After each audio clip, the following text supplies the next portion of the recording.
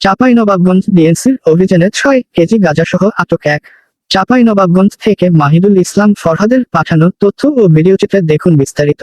মাদকমুক্ত সমাজ গঠনের লক্ষ্যে ধারাবাহিক অভিযানের অংশ হিসেবে চাঁপাইনবাবগঞ্জ মাদকদ্রব্য নিয়ন্ত্রণ অধিদপ্তরের জেলা কার্যালয়ের অধীনে 22 ফেব্রুয়ারি 2026 সকাল 9টা থেকে 9টা 30 পর্যন্ত সদর মডেল থানাধীন শিমুলতলার বালুচর গ্রাম এলাকায় বিশেষ মাদক বিরোধী অভিযান পরিচালনা করেন।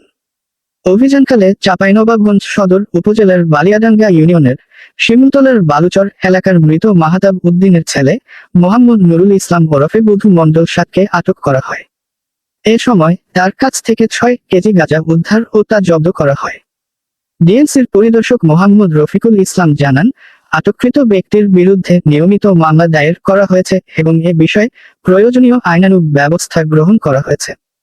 মাদক নির্মূলে অধিদপ্তরের গোয়েন্দা তৎপরতা ও অভিযান ভবিষ্যতেও অব্যাহত থাকবে বলে জানিয়েছেন তিনি। পাশাপাশি মাদক বিরোধী অভিযানে সর্বস্তরের জনগণকে সহযোগিতার আহ্বানও জানান তিনি।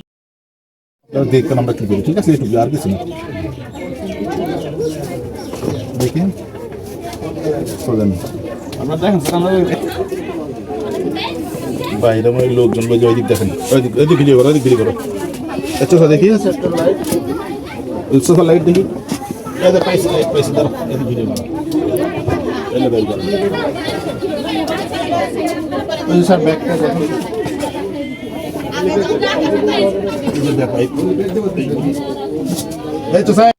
সামনে আসেন, সামনে আসেন, আমরা সামনে আসেন, ভিতরে যান, আপনারা সামনে আসেন। ও একই রকম না, 4 কেজি একটা 2 কেজি, এটার অর্ধেক দিয়েছি, এটার অর্ধেক বিক্রি করছে, 4 আর 2 6 দেখছেন।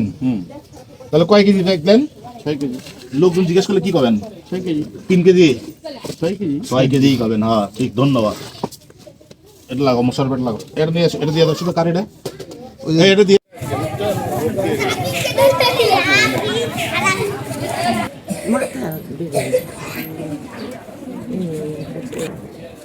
ভালো করে আটেন, বেশি দেরি করেন না। দাদা নিয়ে আর এক ব্যাগ কি করলেন? লাগে না